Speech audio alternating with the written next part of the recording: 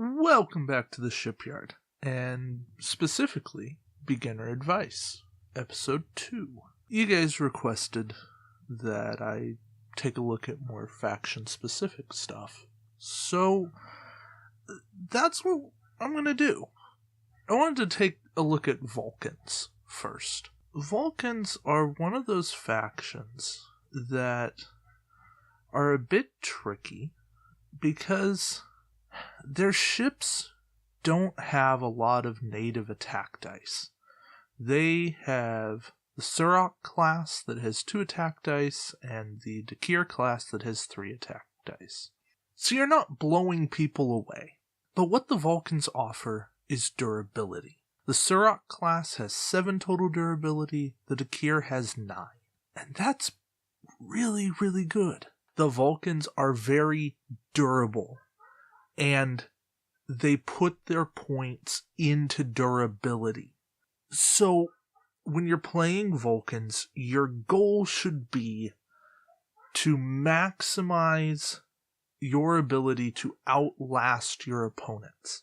So how are you going to do that? Well, I think that you have to start looking at some of the weirder captains. Solok is going to be one. You can perform an evade or a scan action as a free action each round, but then you take an Ox Power token. So use him, take an evade. You can still take an offensive battle station as your normal action or target lock, but that'll help you.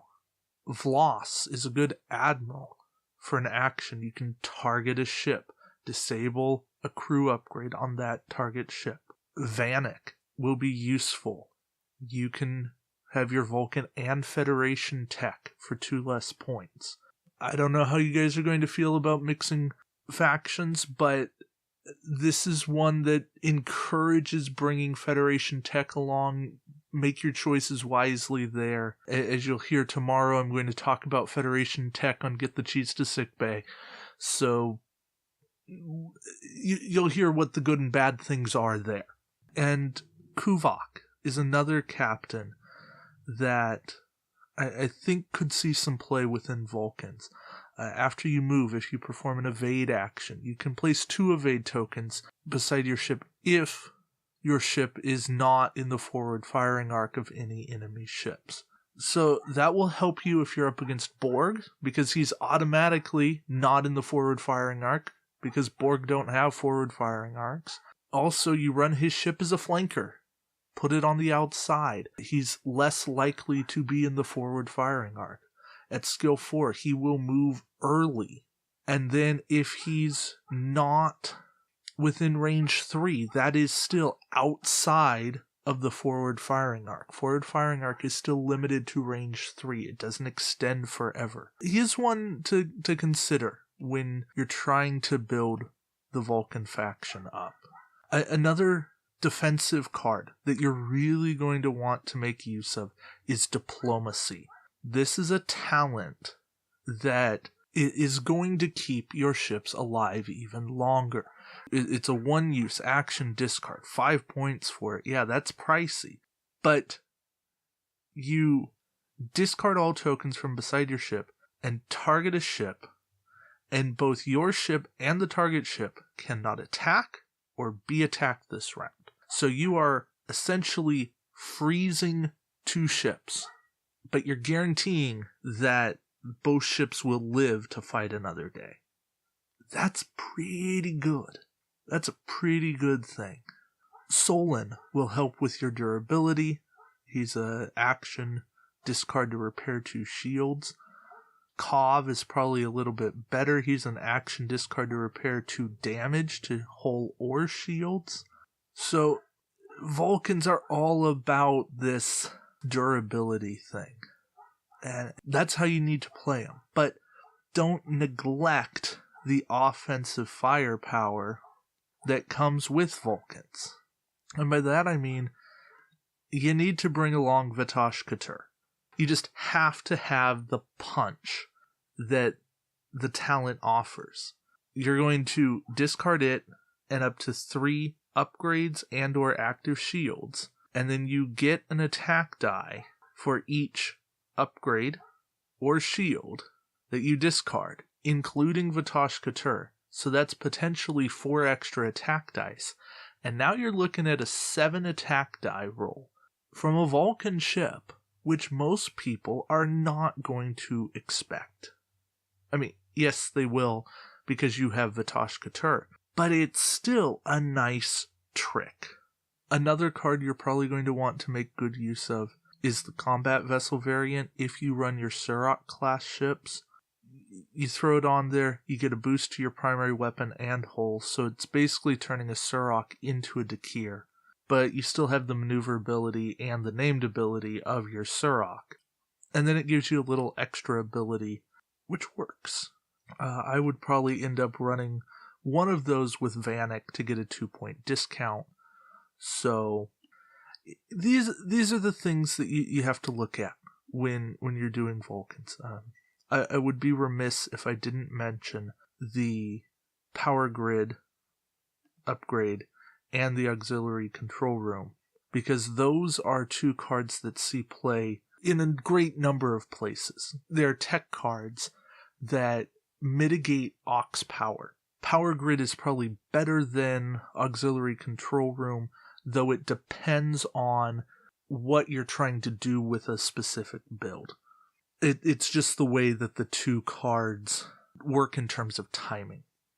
I guess one thing I did neglect to mention is kind of my ranking of ships. Some people may disagree with me here, and that's perfectly fine. But I think that the best ship that the Vulcans have to offer is the Talkir. And that is because it gets an extra evade for the cost of an aux power token. It's not a extra die, but it's a guaranteed evade result. And that is so powerful. You are negating a damage every single time you're attacked. That's huge. The Surok class, the Nivar and the Temur, they're certainly situational. I like the Nivar better than the Temur, but they both get you extra attack dice under certain conditions. And that's not bad. It's certainly not bad at all. But you gotta make it work. The Saleya is very defensive. If you have a scan token, you get an extra defense die. That does work every time. So it's essentially scan, you're taking away an opponent's defense die, and then you're getting an extra one. It's a good ability. It certainly helps with the overall survivability, but I would still rather have the Talkir. The Dakir is probably a good one too. I like it more than the Saleya, because you just get an extra attack die every time you shoot something at range 3. And with a 180 arc, you've got a reasonable chance to have an opponent ship at range 3. In terms of rankings, I go Talkir, Dakir, Nivar, Saleya, Temur. In terms of named ships, I don't like to factor in generics. In terms of piloting, how to set up these formations, the nice thing about these ships is that they don't have a lot of ship-to-ship synergy. They can function independently of one another, which means you don't have to fly in any kind of formation. You can make use of setting ships up on angles, the bank moves, the reverses whenever you want to, and you can play around with so much of that stuff. And I think that that's the way you have to play Vulcans. You almost want to run these as their own ships, rather than a fleet of Vulcans. Ultimately, I think that Vulcans don't have quite enough punch right now to be a full fighting force. There's enough here to have fun with them, to put 100, 120, 130 points, maybe even 150 points on the table, and have fun with a buddy. I'm not discounting that, but I'm talking about, wanting to be semi-competitive with it. What they do have is the ability to make a really competitive single ship. And they also have tools to throw in and mix with other factions. Like I said, with the power grid and stuff like that. So I'm trying to keep it to a semi-Vulcan pure standard, whatever. But I hope that's given you some ideas about how to play Vulcans, how to build Vulcans, how to get the ball rolling here. I think my goal with beginner advice is to give you guys ideas about what I would do. I'm not in your shoes. I'm not playing the games you're playing. I can't know every situation that you're faced with.